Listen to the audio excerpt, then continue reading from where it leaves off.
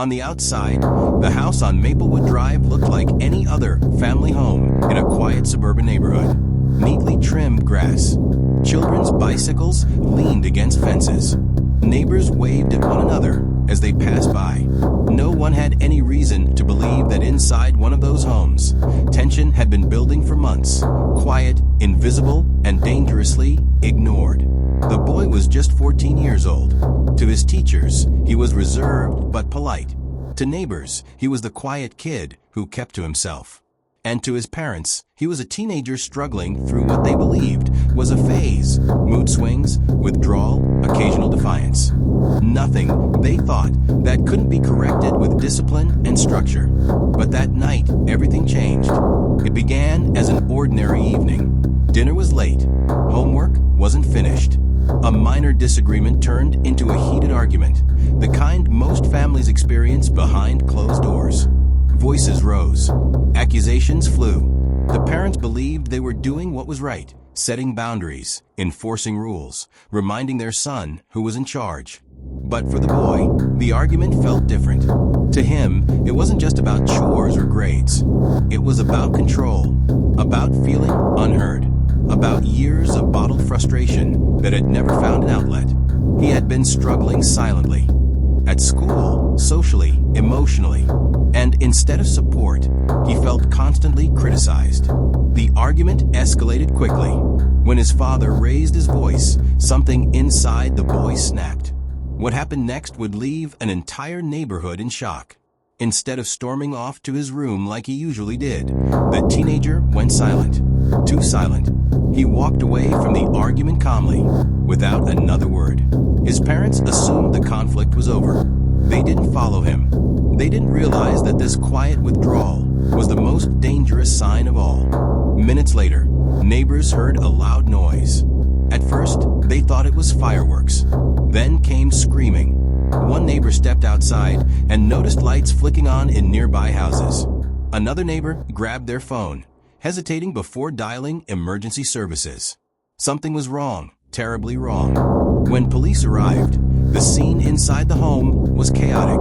The parents were gravely injured. The 14-year-old was still in the house. He did not run. He did not resist. When officers asked what happened, the boy reportedly looked blank, emotionless, and said only a few words that would haunt investigators. "I couldn't take it anymore."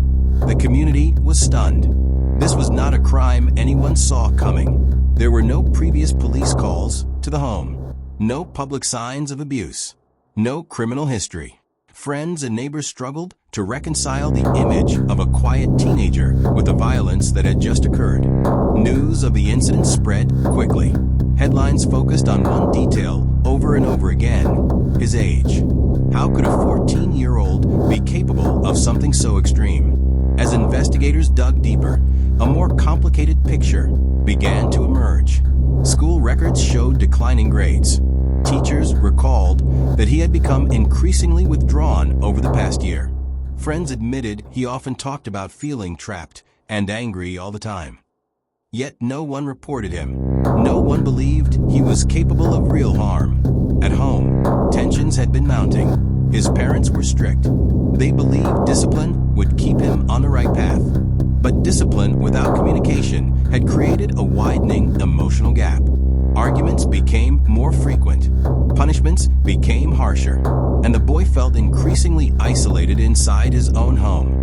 Psychologists later explained that adolescent brains are still developing, particularly the areas responsible for impulse control and emotional regulation. In moments of extreme stress, teens are far more likely to act impulsively, especially if they feel cornered or powerless. That night, the argument became the trigger, not the cause, but the final spark. During questioning, the boy reportedly said he didn't plan what happened. There was no long-term scheme, no written notes, no warning signs posted online. Investigators concluded it was an explosive act driven by overwhelming emotion rather than premeditation. Still, the damage was irreversible. The legal system now faced a difficult question. How do you punish a child for an adult-level crime?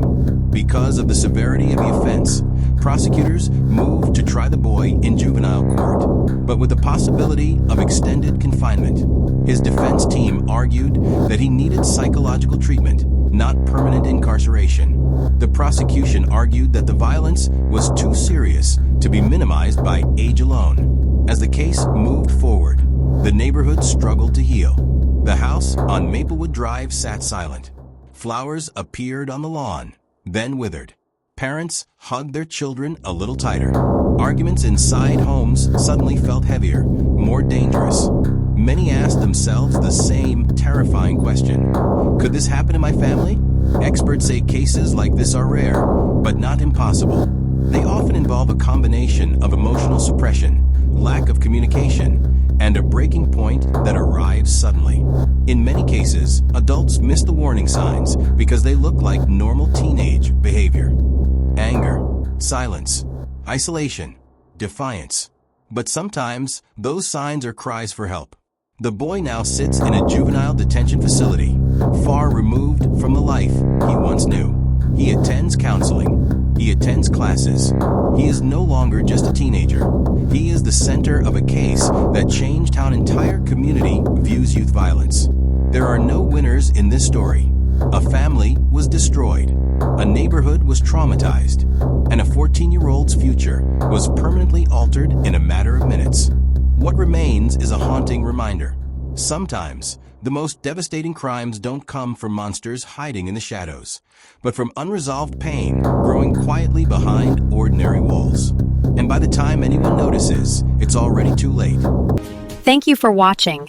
Don't forget to like, comment, and subscribe for more content like this.